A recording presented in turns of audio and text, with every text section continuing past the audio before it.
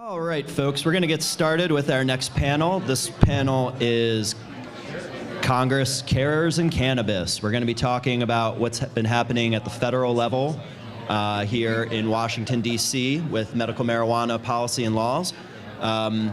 We have a panel here today who are going to be speaking on each of the varying components within the CARERS Act. It's one of the great things about this new bill we have here in Congress. It covers really a lot of territory. It's a very comprehensive federal medical cannabis bill. So we have a great lineup of speakers here who are going to be able to talk a little bit more about it. But I just wanted to go through a review of the previous session of Congress. Back in the 113th session, we had 2 medical marijuana patient lobby days. A lot of you all were a part of that, and that set the stage for a lot of the success that we had at the end of the session. There were 17 bills in the House of Representatives that were related to marijuana. Most of them were medical marijuana bills, some of them broader legalization bills, but there were 17 bills that were introduced. Previous sessions maybe saw 2, 3, maybe 5 bills, and they wouldn't get many sponsors. They would just get introduced and sort of die off.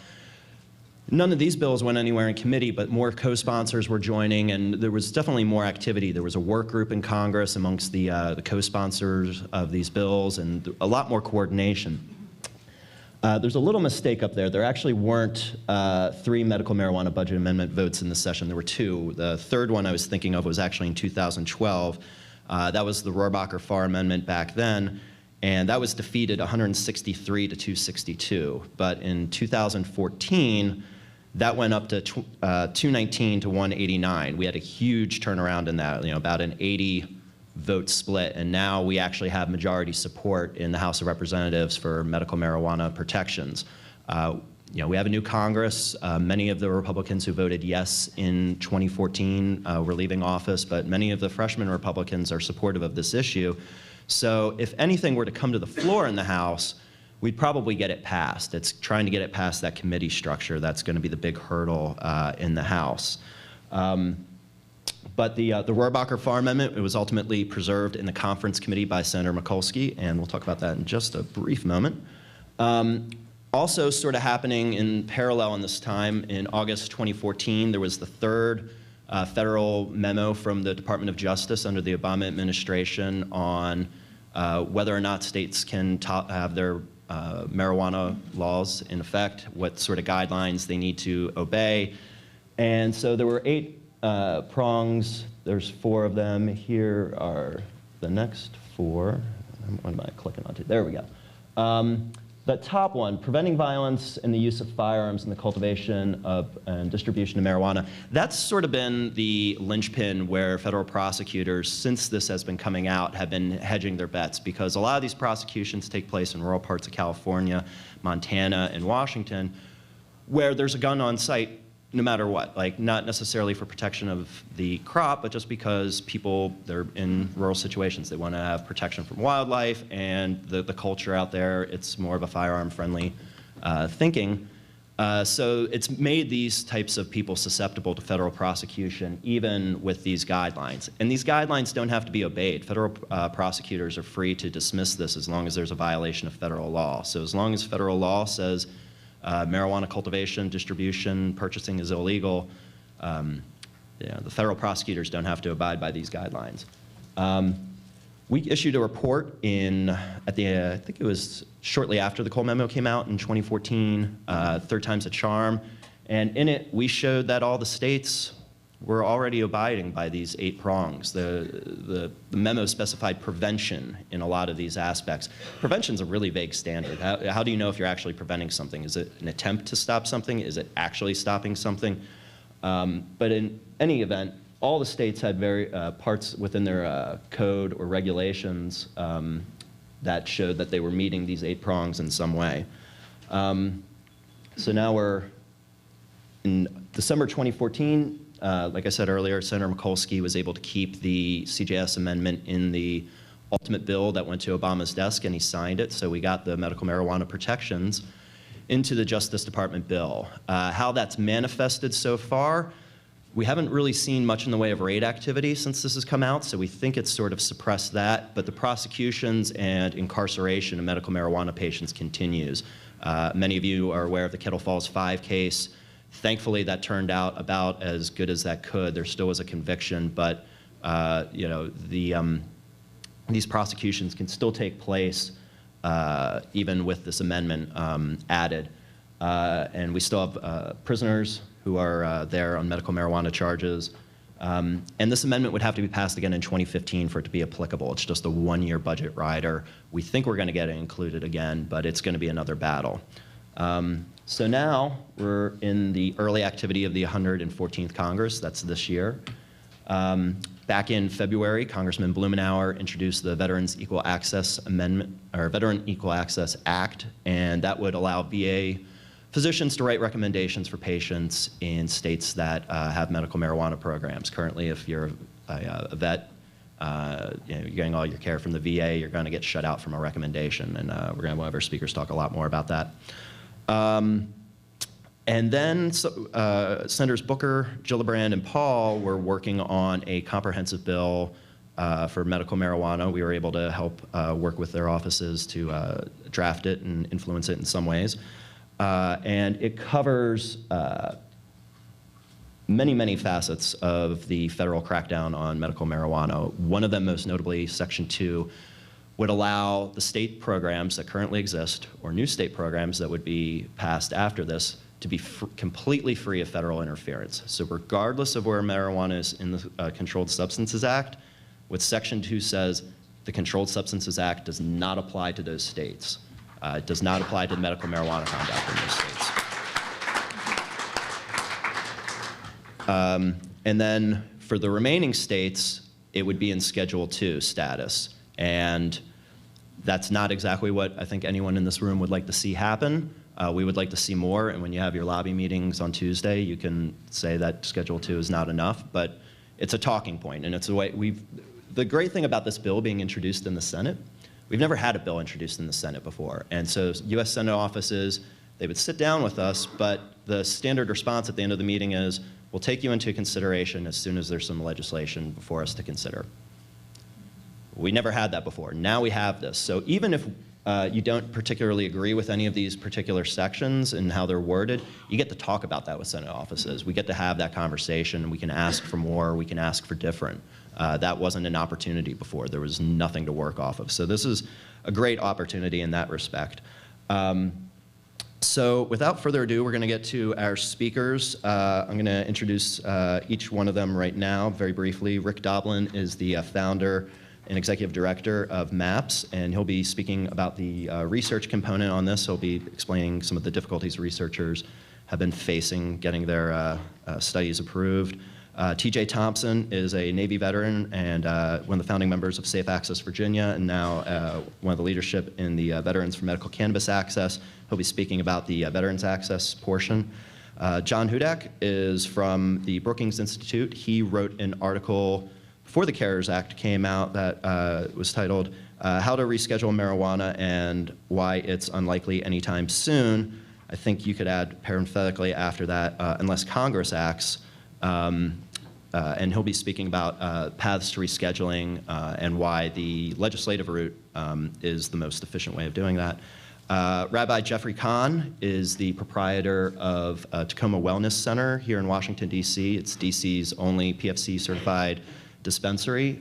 He's been a great asset to the DC medical cannabis community and helping expand access here for patients. And then we're also going to have Patrick and Beth Collins speak about what it's like to be a refugee family, not having access to CBD or THCA or other extract components, which is one of the components here in the bill. So we'll get started now with Rick.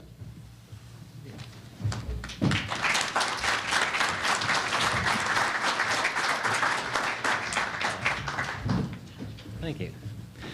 It's a pleasure to be here today and see all of you.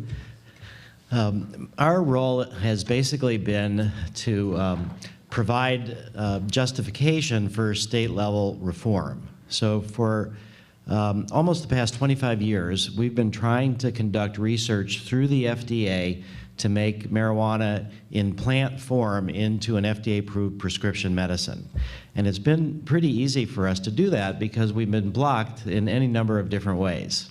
So it's been a sort of low cost, relatively low staff time, not very much work to submit really good protocols and then get them rejected. And so because of that, the way that we've sort of reframed success is that if we can show that there is no way through the FDA system, then that provides a lot of justifications for work on state-level reform. And so what's only recently happened has screwed up my plans completely. And now I have a marijuana problem. Marijuana is like taking over my life. I'm really trying to stay focused on psychedelics.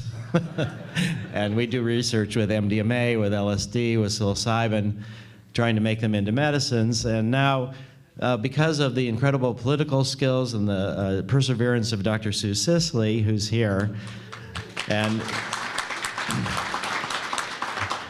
Steve Fox from MPP introduced us over 5 years ago, and we've been working ever since then to try to get a protocol approved, and we finally have managed to overcome almost all the obstacles. We've got a $2.156 million grant from the state of Colorado. It was the first study ever where I realized that the more expensive I made it, the more likely it was to get funded. Because we'd throw in this consultant, and oh, that's another $150,000. All right, we'd take this consultant, that's another $125,000. Let's pay the patients for being in the study. And all of those things made it more likely that we got the grant.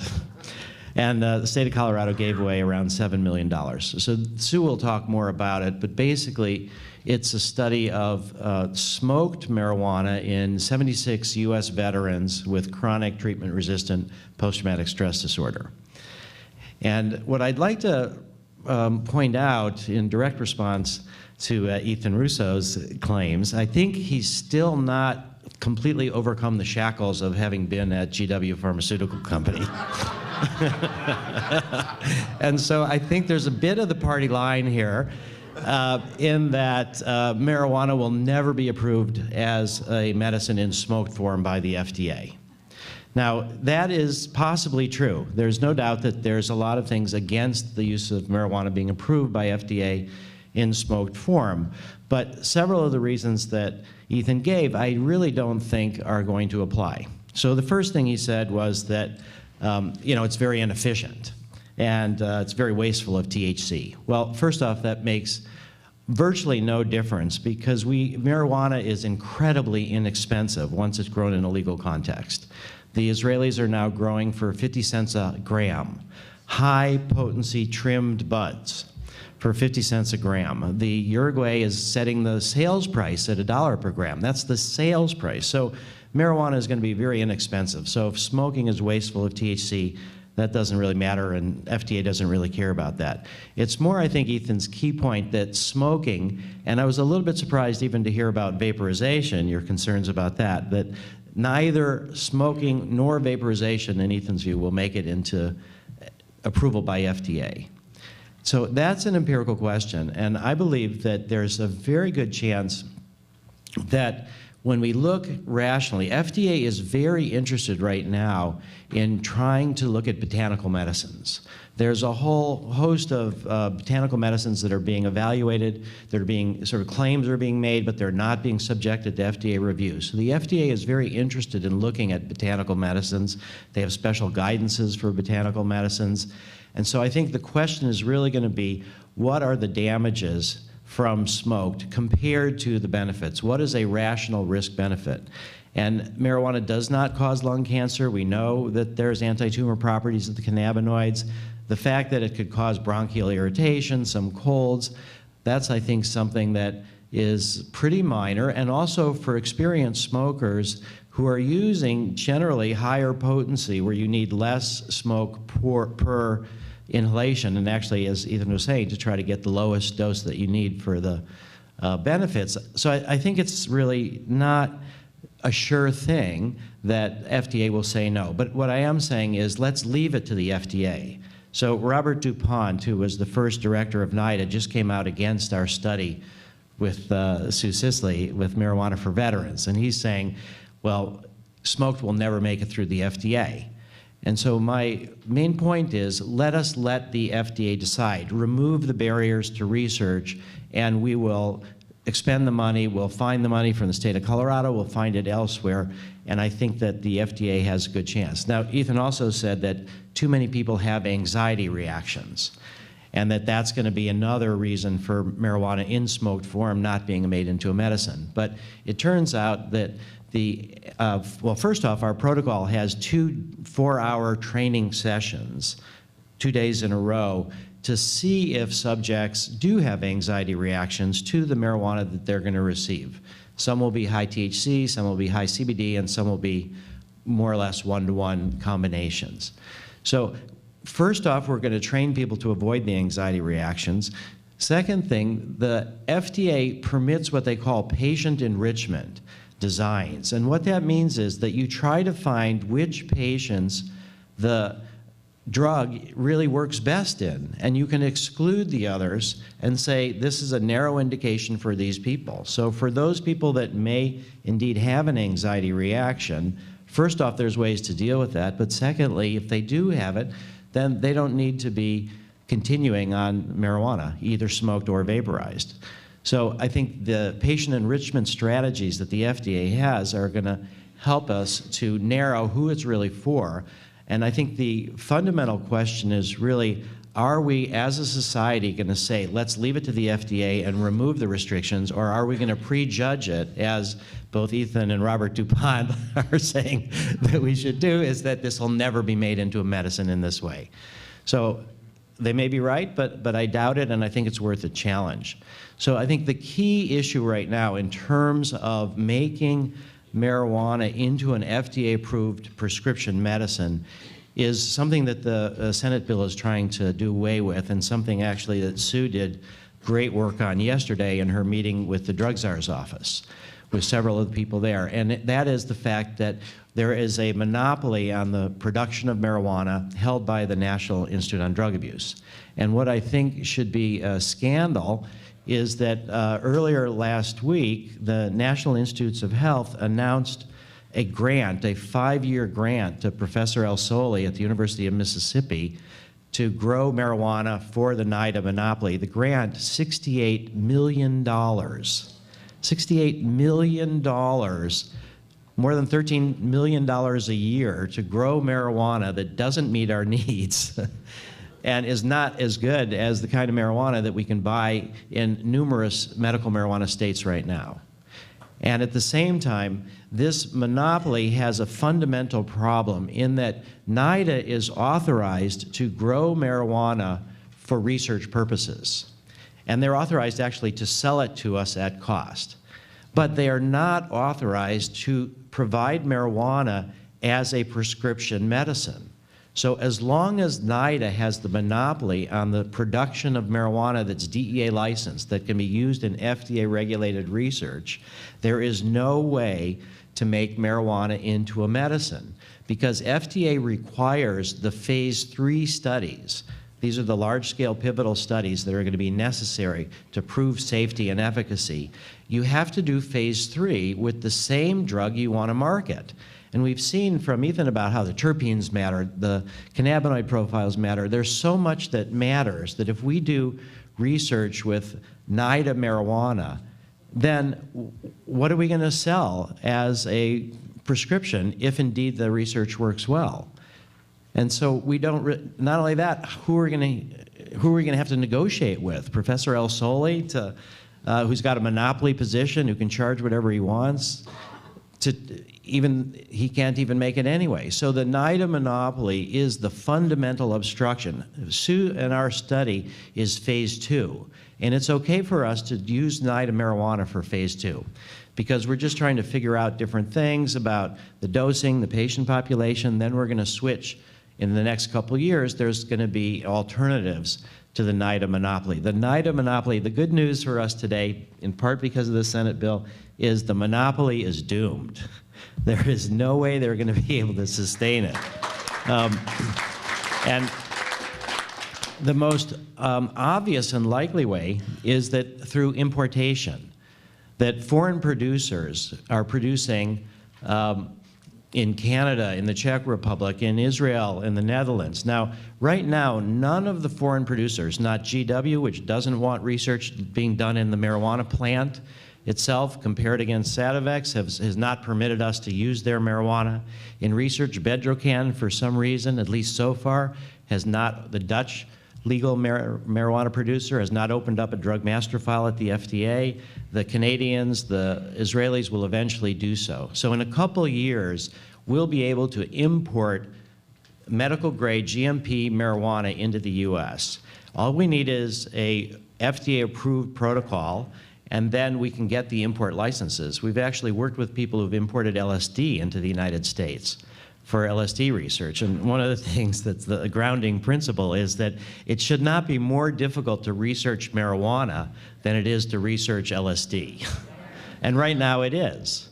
And it's fundamentally because of this NIDA monopoly. So the other reason that the monopoly is doomed is that the Controlled Substances Act of 1970 says that there has to be an adequate and uninterrupted supply of Schedule I drugs produced under adequately competitive conditions. An adequate and uninterrupted supply produced under adequately competitive conditions. So first off, NIDA marijuana is not adequate. They're not even able to give us the kind of marijuana we want, ideally, for our studies. We're going to find out. Our study was approved by the Public Health Service in March of 2013. We still do not know when it is that NIDA is going to give us the marijuana, what kind of marijuana it's going to be, and what its price is going to be. We anticipate we're going to hear in a couple weeks, probably. And they say that they can give us up to 12% THC, which, as many of you know, is not bad, but compared to what's available in many states, it's pathetic. They're going to give us, they think, somewhere up to 12% CBD and less than 1% THC, which is really good. And then the combination THC-CBD that we've asked for as high as they can give us, we're anticipating it'll be somewhere between 4 to 6% THC and 4 to 6% CBD. And there's other varieties out there that are 7% THC, 7% CBD. So we're not going to get really what we want. And it's not available for use in phase 3. And in terms of its competition, DEA has tried to claim that because NIDA is going to sell at its cost, therefore there's no need, there's no need for competition. The monopoly is going to sell at its cost, therefore there's no need for competition. Well, one of the reasons NIDA has been so reluctant to tell us what the price is going to be. We know it's going to be at least $7 a gram. It's probably going to be more. And we know that the Israelis, the Canadians, multiple other producers can produce for way less. So monopolies are not known for reducing their cost structure. You know, they're known for reducing innovation and having high price structures and doing monopoly pricing.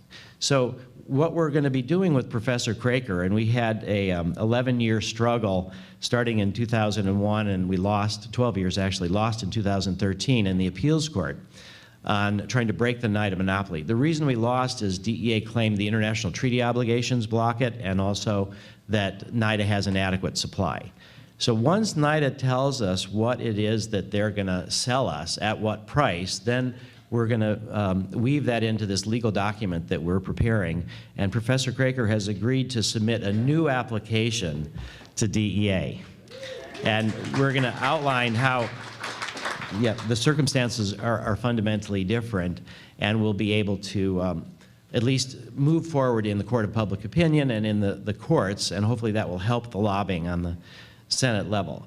And I think this idea that we're going to come yet again with Professor Craker and say we're trying to grow exclusively for federally regulated research. It won't be for state medical marijuana patients, but it will be very difficult for the DEA to decline because we can show an inadequate supply. And then as far as the international treaty obligations, that's a completely bogus argument. The DEA administrative law judge rejected that argument, and the appeals court didn't rule on it. But we have the examples of GW Pharmaceuticals, of all the producers in Canada, of the producers in Israel, the producers in the Netherlands, the producers in the Czech Republic, and Uruguay. So it's clear that U.S. doesn't really care about treaty obligations anyway, unless it's, suits our needs.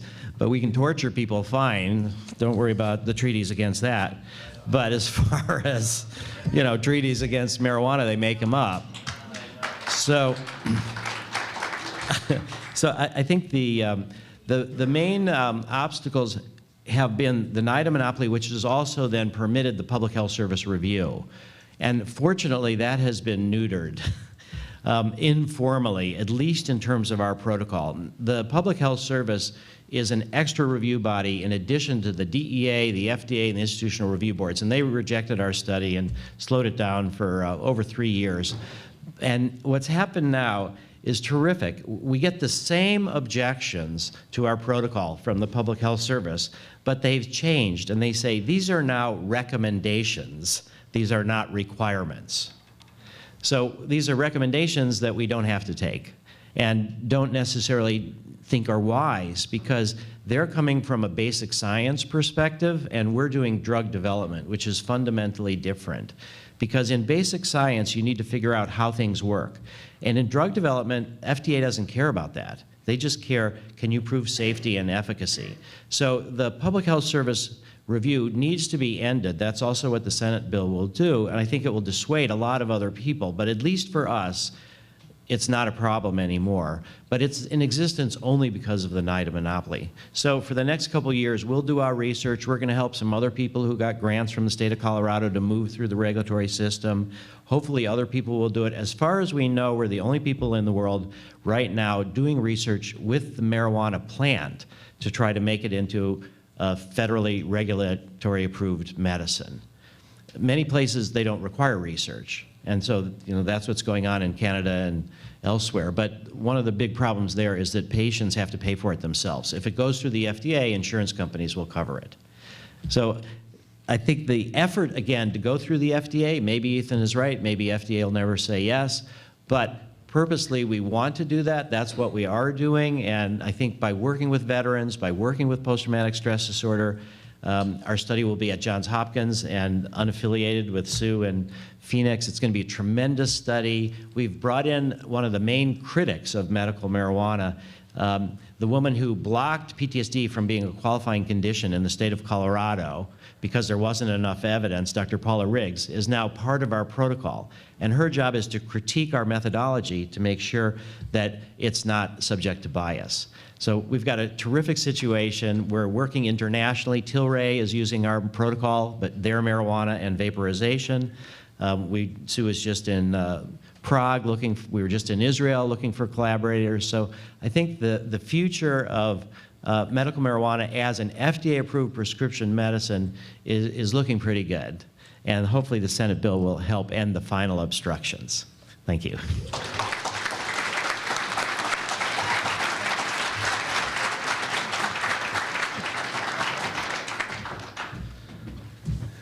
Good morning, or afternoon, I'm TJ Thompson, advisor with Veterans for Medical Cannabis Access, as well as the founding chair of Safe Access Virginia, advocating for patients in the Commonwealth of Virginia. And I've decided to step aside from that role to focus more on veterans issues because I've learned that I'm able to win working with this one. Virginia sucks right now. You can read my bio in the pamphlet that you received, and I'm a father. I self-medicate with cannabis. 3-4 years ago, my friends called me a zombie-like state. Today, I'm speaking before y'all. I'm speaking before the U.S. Senate, introduction of medical cannabis legislation. I'm working with parents like the Collins, the Ashley's family in the Commonwealth of Virginia, I'm going to these legislators. I'm helping influence policy and influence legislative change. I'm working with people like Dr. Doblin, who I've been studying since 1996, when he resurrected, Timothy Leary's studies, and I was interested in that kind of thing when I was younger, and little did I know, his research was going to lead to my healing as a veteran from the United States Navy. So that's a little bit about me and Veterans for Medical Cannabis Access. Getting into the next slide, and there we go.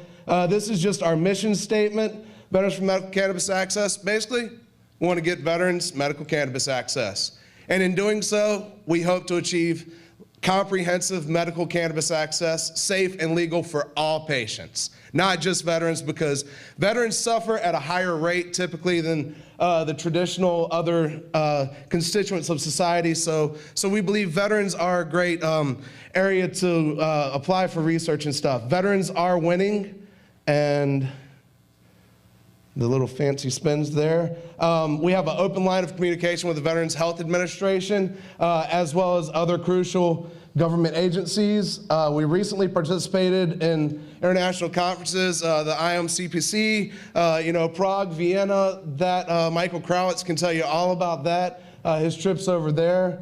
And again, it's just gonna do that. In preparation for UN meetings that are about to happen. We're working on the state level. I just spoke in Raleigh, North Carolina. They smashed down legislation in Raleigh, so North Carolina has to wait till 2017 to talk about comprehensive legislation reform. Virginia, we have to wait. A lot of our policymakers are kind of scared because of federal policy, and it's just all across the country. Massachusetts, Michigan. We have veterans in Illinois, veterans in California. Vision 22 Network, look that up, please. I cannot go into detail for time's sake, but Vision 22, basically, we fixed bad people trying to make their own policies, and the Veterans Health Administration is supposed to provide all access to health care for us.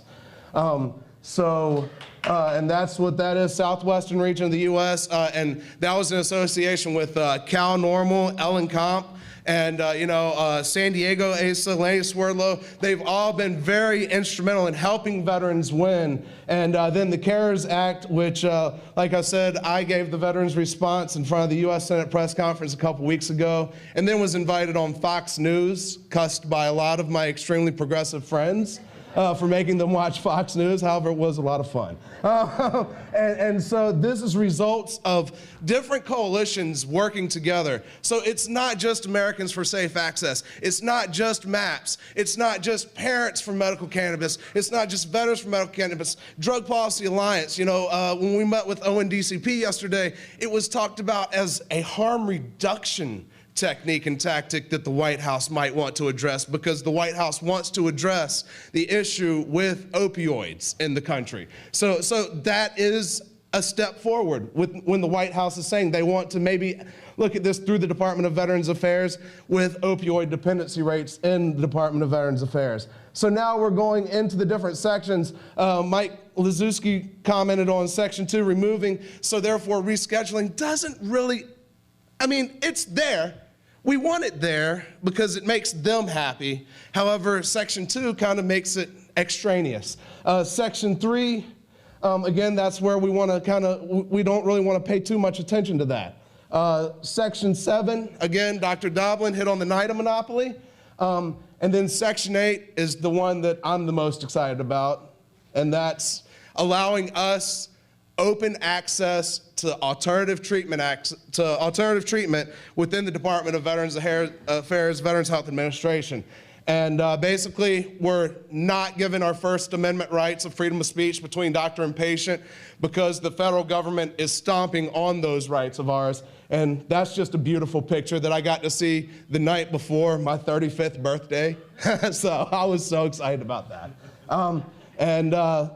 So CARERS Act 2015, over 20 million veterans that's the number that we have. 8.76 are registered with the Veterans Health Administration. So that means when you hear the 22 a day, I'm actually getting fussed at by veterans for not using a higher number, because that's a very conservative estimate, and it only represents less than half of the veteran population that's classified as veterans, because you can access veterans benefits if you get a certain discharge or above. So if you were discharged because of symptoms due to your post-traumatic stress, or due to your military sexual trauma, or due to your traumatic brain injury, and you had negative behaviors because of that, and then you were discharged with a dishonorable discharge, you don't get access to veterans benefits. You have to go through Congress, and we know how that's working.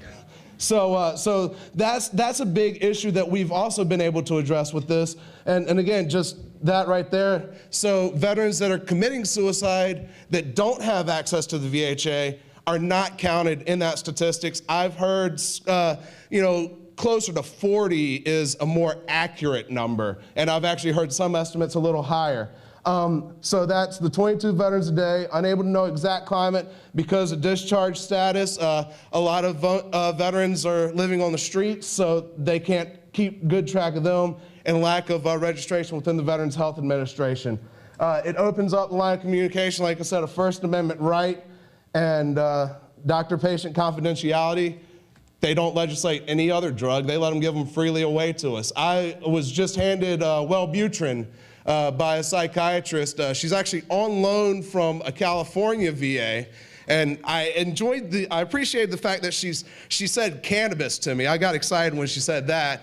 And then she said, however, I have to tell you that most doctors here in Hampton, Virginia will probably not allow you access to treatment when you tell them you use cannabis medicinally. And I was like, hold on, but you said you counsel your patients differently in California. So what makes me different than a veteran in California? I'm just a veteran in a state that doesn't allow me access to my medicine. However, you know it'll work for me. So that's kind of the stuff we're dealing with. And it allows another safety issue, maintaining separate medical records. With the VA, once you hit a certain percentage rating, you're supposed to get all of your health care through the Department of Veterans Affairs. Michael Crowitz won standing in ASA versus DEA, which was a big victory for us.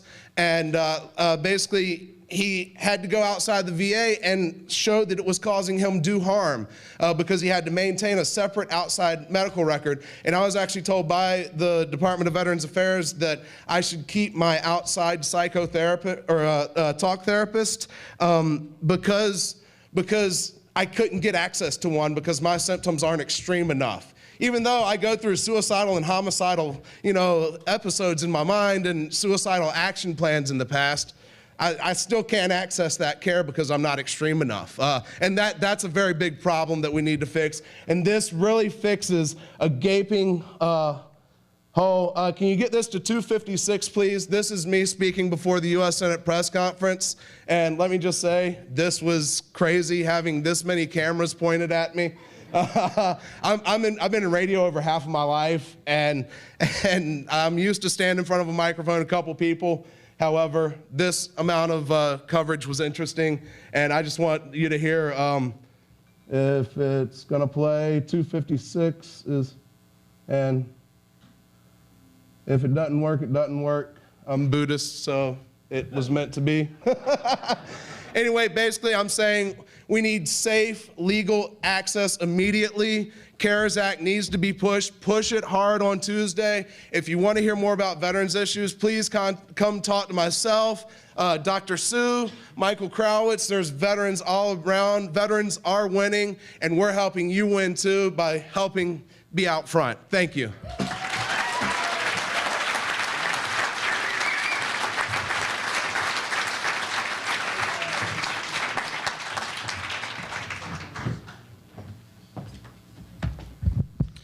Well, if Mike told me I had to follow energy like that, I don't think I would have accepted this invitation, to be honest. I try and turn the negative into positive. Yeah, I can assure you I will not be that good.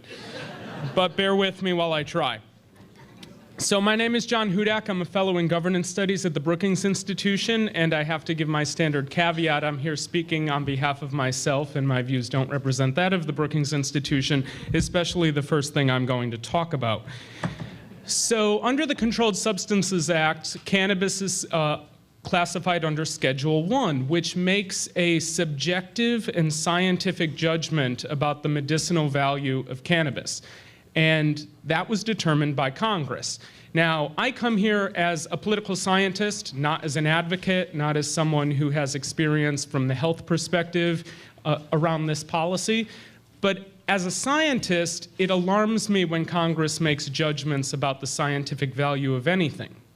As a political scientist, a few years ago, there was a rider attached by a senator who thankfully is no longer in the United States Senate that defunded political science research under the National Science Foundation, largely because he didn't like what we were saying as an academy. That's a problem. And it's the same type of problem that exists when Congress determines that something does or does not have medicinal value. As a scientist, the medicinal value of a product, as the keynote speaker said earlier, is an empirical question. Empirical questions should be investigated by scientists, not someone representing the 3rd District of Nevada or the 4th District of Washington or the 17th District of California. But what's more is that this value judgment that Congress has put into place in a way that overwhelms the ability of the scientific community to make this determination creates institutional barriers for research. And Rick mentioned this earlier.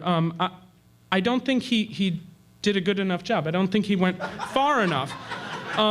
You know, as a political scientist, if I want research funding, thankfully NSF funds us now, especially if we massage it and make our work look like economics. You know, I apply to NSF, and it goes through a peer review process, and then I hear from NSF. If you want to do research on cannabis, however, you have to deal with FDA, DEA, NIH, NIDA. You have to go through HHS more generally, the Public Health Service. Those are a lot of institutional barriers, and as someone whose research has been funded by the federal government in the past, it's no easy task dealing with one federal agency. Forget 6 or 7. So what it does is it creates a scenario in which it's harder and harder to get science funded, and then of course science done. And that means that we don't have good science. Those institutional barriers limit the capacity of the academy to tell itself and to tell the public what is right and what is wrong. And so to put this into perspective, in 2014, or currently, the National Institutes of Health are funding 9,805 research projects. In January of last year, 25 of them were studying cannabis, 1/4%. Now, granted, you know, cannabis research shouldn't dominate 75% of NIH funding, but 1/4% suggests that those institutional barriers are having an impact on what gets funded and how much gets funded. Also, to put into perspective, those 25 studies were funded at a rate of $12.3 million in total. NIH funds $4.2 billion annually in research. And so that is 0.3% of NIH funding goes to study cannabis. So what can be done? A lot of people talk about rescheduling, and rescheduling is certainly one step toward limiting some of the institutional barriers around research. But as I've written, and my colleague Grace Wallach, who's here today in the audience, has written with me, it's not a cure-all.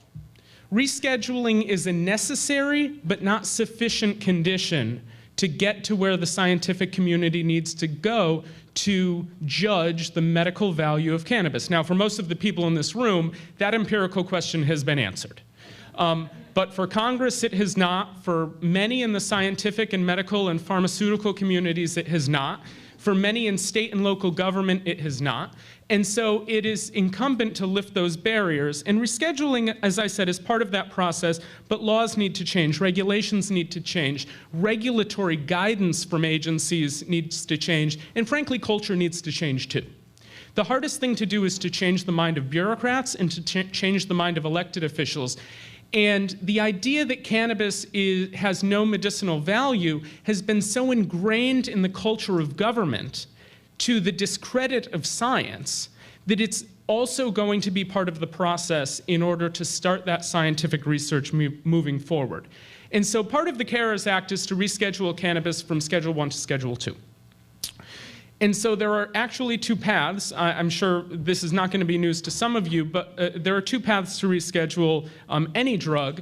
And one of the motivations for Grace and I to write our blog post, which appears on Brookings FixGov blog, which I encourage all of you to read as I'm the editor of, there are two paths. Congress can do it or the executive branch can do it. And as I gave talks and as I did media and as I talked to people about this issue, there was this misunderstanding that the executive branch could wave a magic wand, or the president could sign an executive order, or the attorney general could sign an order that would suddenly reschedule cannabis. And that is absolutely not the way it works. And so my background in political science actually focuses on presidential power, on congressional executive relations, and I'm someone who speaks strongly in favor of presidential power on a variety of topics, just from an institutional perspective, oftentimes getting criticized for it depending on whether there's a Democrat in the White House or a Republican, but criticized nonetheless. But the rescheduling of drugs is actually a very complex process from the executive branch perspective. And now I'm about to say something that I almost never say, and that is, it's actually more efficient for Congress to do it.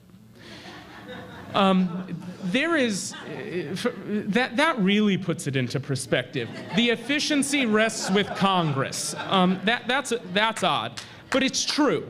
Congress passes a law, the president signs it, cannabis is rescheduled. Now, there's a how a bill becomes a law process that sort of has to work itself out, and Congress passing a law isn't easy. In fact, they're currently passing fewer of them than almost any time in the 20th or 21st century, but that's the process. Now, let me talk you through the process as it works in the executive branch. First, an outside group, or Health and Human Services, files a petition with the Attorney General, or the Attorney General initiates a petition of his own. The Attorney General reviews this petition and then passes it on to Health and Human Services. Health and Human Services has to conduct an 8-point review. 5 parts are scientific in nature and 3 parts focus specifically about abuse. This is for, again, rescheduling drugs. The Attorney General in the Department of Justice typically conducts his own concurrent independent review while HHS is conducting theirs. HHS makes a recommendation about their findings according to the 8 points, as well as passes along a recommendation about rescheduling, and that goes back to the Attorney General. The Attorney General then reviews that recommendation.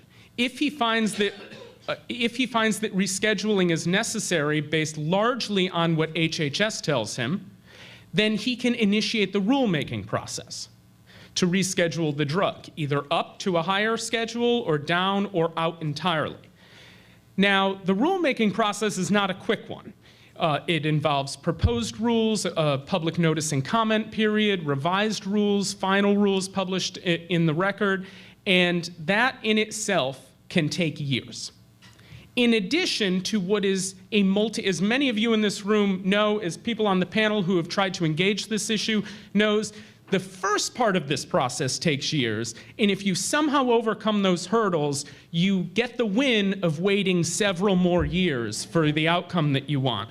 And so the realities of rescheduling through the executive branch right now is that there is not enough time during the Obama administration for it to happen. He will not be president, but if we, not me, but I'd lose my job. But if one of you filed a petition with the Attorney General tomorrow, I can guarantee you, if everything goes right and you end up being the cause celeb who reschedules marijuana, President Obama will not be the one to see it happen. Former President Obama will, but it won't happen during this administration. And frankly, the politics don't line up from the executive perspective either. HHS does not want to get involved in something that is politically sensitive. They have a small little bit of something they're administering right now that tends to be a little politically sensitive in the Affordable Care Act. And this is something that creates a headache for them, a political headache for them, if they appear like they're overstepping. And now the realities of rhetoric and politics right now is even when the president isn't overstepping, he's accused of overstepping. And that's true of federal agencies like HHS, especially HHS. And so this is something they don't want to spend the political capital on. In some contexts, or from some perspectives, political capital is another word for bravery. And so when you don't want to spend the political capital, you might just not have the bravery to move forward. And I'm not going to make a subjective judgment about that, but you can. But the politics aren't there for HHS. The politics aren't there for the president. This president has actually been more progressive on marijuana policy than any of his predecessors.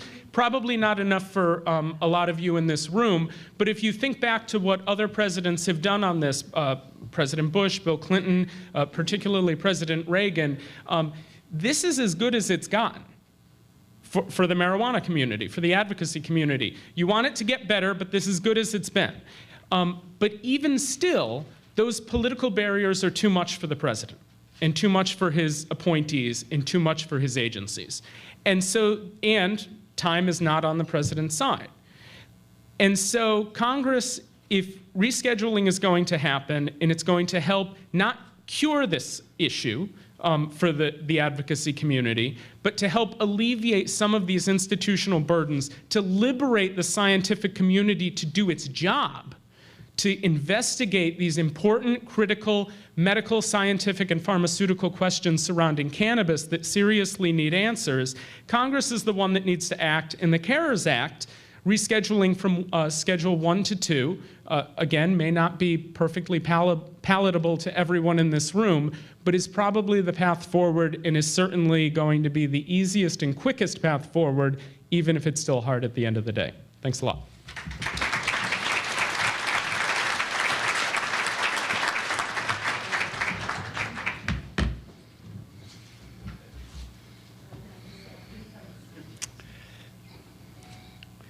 Good afternoon, everyone, and welcome to Washington, D.C., where wellness is winning. I'm Rabbi Jeff Kahn, and for 30 years I was a congregational rabbi, and now my family and I own and operate Tacoma Wellness Center, the only Washington, D.C. medical marijuana dispensary with Americans for Safe Access PFC certification. What a long, strange trip it has been. At the end of 2009, when Congress finally allowed D.C. to implement the medical marijuana program we adopted in 1998, my wife, a hospital administrator, and I decided to open Tacoma Wellness Center in tribute to my late in-laws, our medical marijuana mentors. My late father-in-law had lived with multiple sclerosis for more than 50 years and had found great relief from cannabis ever since a physician had suggested it to him in the 1970s. My late mother-in-law had just passed away 2 months after being diagnosed with lung cancer. Her physician suggested cannabis to decrease nausea, to increase appetite. But sadly, we weren't able to find any for her at the time. Then early in 2010, we decided that maybe we could make a difference here, and Tacoma Wellness Center was incorporated in the District of Columbia. We filed our articles of incorporation, secured our basic business license, our federal tax identity number, all the documents any new business needs. We sold a home we owned in Israel to one day live in to finance our dispensary, and with a 6-figure cashier's check, went to open a bank account. My first banking experience was just around the corner from where we are now. Knowing that banking can be a problem for a dispensary, I selected a local DC chartered bank. I made an appointment with the bank's vice president, brought all the appropriate documents and a board resolution to open an account in the bank. I sat down and explained carefully who we are, what we plan to do, how our DC laws had changed, and why we had selected that bank in particular. He listened politely, and when I finished, he informed me that the bank doesn't deal with criminals and had a burly security guard escort me to the door. I was shocked. I never knew a bank could refuse to take your money. But there are a lot of banks here in Washington, and I figured my next experience would have to be better. It was a little better. I spent 4 hours there opening the account, and it wasn't until the next morning that I received the phone call telling me that my application was denied. To make a long story short, over the next 18 months, I was thrown out of some of the best and worst banks in the District of Columbia, Maryland, and Virginia. Some bankers were nice, Some were mean and threatening, but the answer was always the same: no. Tacoma Wellness Center didn't manage to open its doors, or our program really didn't begin, until August of 2013. So banking wasn't crucial for us in 2010 or 11 or 12. We were able to manage rent and utilities without a bank. We had no sales to deposit, no taxes to pay, no employees to be compensated. And we knew that borrowing money like any other business would from a bank for construction and other expenses was out of the question. It had to be our own money or funds borrowed from friends and family. We were able to get by for a while, but we knew that once we really opened, we couldn't operate without a bank. Payroll, daily expenses, taxes, the financial transparency we wanted all required a bank and nothing less. Finally, after being thrown out of more than 20 banks, we found one. A branch manager who had a relative who benefited from medical marijuana opened an account, said she was proud to do so, and let us come out of the darkness and into the light. It was a really great experience until the home office in Atlanta closed our business and personal accounts without any notice and impounded all our funds for 30 days. It was an unbelievable but legal hassle. Fortunately, we were bankless for only a few months. Our next bank, the one that holds the mortgage to our building, actually sought us out. They're a small bank in the Maryland suburbs. And they were well aware of what we do and welcomed our business. We were thrilled for the 30 days until they closed our accounts. We've had 2 other bank experiences in our short life. One bank closed our accounts just earlier this month. We bank now at a small local establishment. More about them in a moment. But first, you might ask, what's the problem? Why is this business, a medical marijuana dispensary, different from any other business? Well, that's what I wondered, and I was shocked to learn what I discovered. Most of us know, and we've heard about this morning, the Controlled Substance Act and the toll it's taken on all our lives and the lives of people we know and love. But most of us don't know about its evil companion, the Banking Secrecy Act of 1970. That act requires banks to help the federal government detect and prevent money laundering. Specifically, the act requires financial institutions to file reports as suspicious activity that they think their customers are engaging in. If banks suspects money being deposited comes from cannabis, it must be reported to the federal government as suspicious activity. Every time a dispensary deposits anything, it's reported. Say what you want about bankers, but sooner or later, they all seem to figure out where a dispensary's money is coming from. Think for a moment of the social media comparison. There's that frame entitled, "Here's what my friends think I do," and the one entitled, "Here's what I really do." Well, here's what I really do. I really enable more than 100 people a day to access their medicine safely and legally here in the nation's capital. Here's what the federal government thinks I do. They think I'm a drug lord, a drug baron, a kingpin, a narco trafficker, all names I've been called by bankers, a person who controls a network of people involved in the illegal drug trade. Should they choose to prosecute me, the federal government could fine me more money than I can ever earn and imprison me for more years than I will ever live, because to them, I'm a drug kingpin. And banks can get in trouble for working with drug kingpins. HSBC was just fined $1.9 billion this month for banking with the Mexican cartel. Imagine what they might be fined for banking with us. Recognizing that a law that emanates from the 1970s doesn't really fit the situation anymore, more than a year ago, the Justice Department issued a clarifying memo, guidance regarding marijuana-related financial crimes. That guidance clarified basically nothing, but did enable a handful of brave banks to open accounts for cannabis customers. I'm pleased to tell you that Tacoma Wellness Center now banks with one of those banks.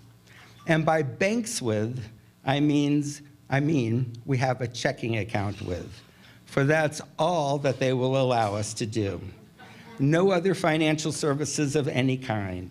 No loans, no credit cards, nothing upon which businesses rely upon today. We can write checks for which we pay a fee. We can deposit money for which we pay a fee. For every penny we deposit, a suspicious activity report is generated for the government. Just like Captain Renault in Casablanca, who is shocked that gambling is going on, our bank continues to be shocked that we sell marijuana. And they constantly have to report their suspicions to the Department of the Treasury, which maintains a record of that activity for the Department of Justice, should justice ever want to prosecute. Remember, what we do is against federal law. And for the privilege of depositing that money, which always generates the filing of a suspicious activity report, we pay fees. $650 a month for just being able to deposit money at all, $75 for each deposit, and 11 cents per banknote deposited. Yes, when a patient pays for medicine with a dollar bill, it costs us 11 cents plus fees to put it in the bank, which, guess what, increases the cost of doing business, which increases the price of medicine. Quite simply, this makes very expensive medicine even more expensive. The patient is the one that's harmed in the end. CARERS, the Compassionate Access, Research Expansion, and Respect States Act, is going to change all that. It won't change the Banking Secrecy Act or the filing of suspicious activity reports. Money laundering is still going to be a crime in this country. But it removes medical marijuana from the list of suspicious activities that need to be reported. My money, your money, our money will no longer be categorized with traffickers of terror, prostitution, child slavery, or heroin. It will no longer be considered dirty money that needs laundering to be clean. We'll no longer raise the same red flags as strip clubs and porn sites, even though they can accept credit cards, while we cannot.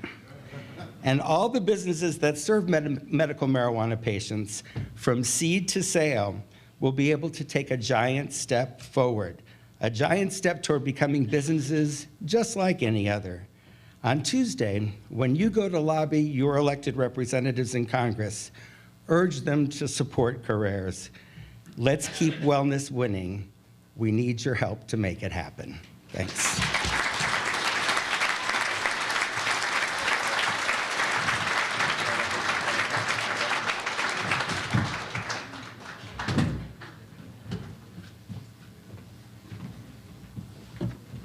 Hello, we know we're standing between you and lunch, so we'll try to make this quick. My name is Beth Collins, and this is my husband, Patrick, and I'll point out our beautiful daughter, Jennifer, who is probably one of the youngest lobbyists for medical marijuana and a patient. I'll start with our journey. Jennifer has intractable epilepsy, and that is epilepsy that's not controlled by pharmaceuticals. She was, in 2013, she was taking 15 pills a day and still having 300 small seizures a day. They would cluster and she would have grand mal seizures. She had failed over 15 medications. She had failed what's called a ketogenic high-fat diet. She had gone from being gifted and talented track in school to the medications making her cognitively impaired to where she was put on an individual education plan. She had thoughts of suicide from her medications. She had rages where she would attack me. She had all kinds of side effects, just horrific, we'll put it at that. And our doctor said, well, this is the best we can do. And we said, well, no, that can't be the best that we can do. So we started researching marijuana. And I spoke with Dr. Davinsky in New York. I spoke with a researcher in California, Catherine Jacobson, who was doing some of the first research on CBD and epilepsy. And we talked to our neurologist, Dr. Philip Pearl, who is now with UMass. And he said, you know, if I could get this medicine for you in Virginia legally, it's worth a try. So I said, well, we can't get it in Virginia, so we're going to go to Colorado. Jennifer deserves this chance. So we took her to Colorado, just me, and we left my husband here with our other daughter, who was in high school. And he couldn't afford to quit his job, so we moved to Colorado. And we were there for 1 year, separated our families. And the really sad part about it is we weren't alone. There were over 250 families doing the exact same thing, splitting up their families to get access. There's one in the room today who is now in Colorado, Jenny Storms, who a lot of you know, who had to do the same thing. And it's sad and ridiculous. And in this country, we had to do something like that to get medicine for our daughter. But on a positive note, a really positive note, we tried CBD. It did not work. And we said, great, we just split up our family for nothing. But being in Colorado, we had the opportunity to try other oils. So we decided to try THCA oil, which is THC. For those of you who don't know, it's well, I guess Dr. Russo explained that, so I don't need to explain that. Thank you. I'm kind of in my mode with legislators. I go through the whole thing. So I don't need to tell you that. So we gave her THCA oil, and it was an incredible difference. She went from, and we confirmed this through EEGs, she went from over 300 seizures a day to 10 on a good day. Thank you.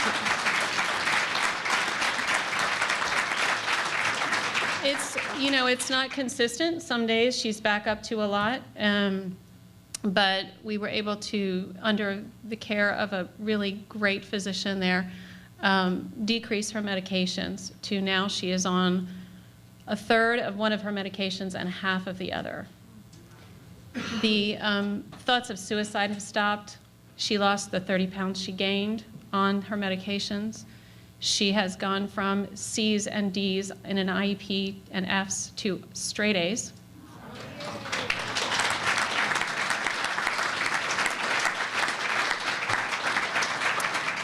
But it was incredibly difficult for Jennifer and me and the rest of our family to be split. So after a year of being apart, we decided to come back to Virginia and fight for a law to allow her to take her medicine in Virginia. And I'll let Patrick tell you a little bit about that experience. You know, it's a pleasure to be here, and it's so humbling but also encouraging, I think, to realize that we're all part of something so much larger than ourselves and so much more long-term than ourselves. And when we say we're speaking of as parents, we are members of a group of parents that worked on legislation in Virginia this past year, but we're also part of a national coalition that's of parents focused on rescheduling. But I think we need to note that, as parents, whether it's epilepsy or any other drug, it doesn't target based on socioeconomic status or political affiliation. So there's as many different perspectives among the parents as there would be in any other cross-sectional group in the country. But I think it is helpful for us to, at least maybe to explain to a broader group, what is it that makes us different? How many people are parents in this room? Interesting. I think one of the defining features is that once you are a parent, you'll do anything for your child. It's not just about you anymore. So we are almost all in a position where we're out of options. So we're desperate and we're tenacious. And that makes us a very different messenger with a very different message. The other thing I think it's important for us to explain is that when we talk about medical marijuana, we're almost always talking about oils. And that means CBD, THCA, THC, but it has to be pure. It can't be toxic sludge.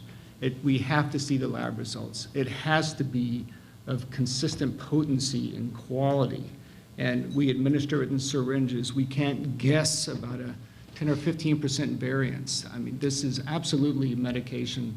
And as was discussed earlier, the idea that there are no side effects, absolutely not true.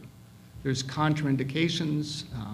There's all kinds of things that we have to be aware of, and yet we're prohibited, and the doctors are prohibited from really saying much of anything about what the research is saying because it's so limited. So we're all, whether it's in Virginia or across the country or across the planet, pretty much in a position of really not being able to have a very informed discussion with our doctors. And quite honestly, for the most part, it's parents text messaging themselves or on message boards nonstop saying, if you had this form of epilepsy with this medications that you're taking, with this weight, et cetera, et cetera, et cetera, what do you do? And now I'm seeing this.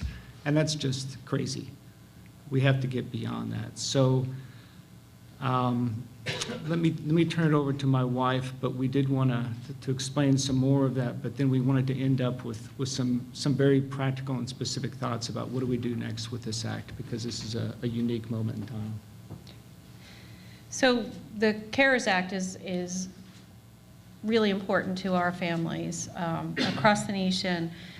In terms of access, because, for example, in Virginia, we have a law now where we can be arrested, but we can't be prosecuted for having THCA or CBD oil. Not a great bill, we know that. Not what we started with. Yeah. So there's the access, okay, so now we have to be criminals to get our oil. We get that. This act would make that a lot easier. Also, Pat mentioned the quality. Our kids are sensitive. They're sensitive to molds. They're sensitive to pesticides. So it's very difficult for us to get the oils that we need. There are very few people that are making those kinds of oils in those purity. And like Patrick said, we have we got home and our neurologist said, I cannot speak to you. I have been told not to speak to you about medical marijuana, so I can't advise you on anything. So what we are doing is we are dosing our children. We are figuring out what to give them. We are sharing, and we are practicing medicine through social media, and that is ridiculous. As we think about the act, I guess we wanted to kind of leave it with, we are dead serious. I think we all are, but believe me, we're in this for the haul. And I think coming at it from so many of us, in this room, but also as the parents coming from the front lines of working in very conservative political milieus. And what does it take to actually get people to listen to you? And then what does it take to have the most compelling research?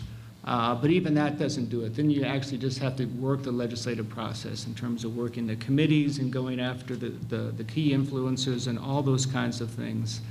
And one thing we wanted to share is that what we've found and what we've been told repeatedly and what we've seen repeatedly is if we could hermetically seal medical from recreational, I honestly think that's part of what's going to be needed to pass this bill. I can't tell you how many legislators just, their minds stopped as soon as we would even talk about other people who are normally, sympathetic and well-spoken and thoughtful, smart people just would not go there, and it's like you could just see their mind close. It's a legacy of I don't know how many things, but I think it's also the nature of, you look at the legislators, they're not a cross-section of America, no surprise. I mean, kind of over 60 white guys, but at the same time, this is an absolutely momentous occasion. If we didn't have these bills, we would all be, desperately in search of how can we make it happen. And now that we have a bipartisan bill in the House and the Senate, it just gives us the focus that we've so desperately needed to galvanize and pull together the talking points and the energies of all our different groups focused on this one thing. And even though it's going to absolutely be a hurdle, particularly with this Congress, I know we can do it. It's only a matter of time, and we're in it for the long haul, all in. So thank you very much. Thank you.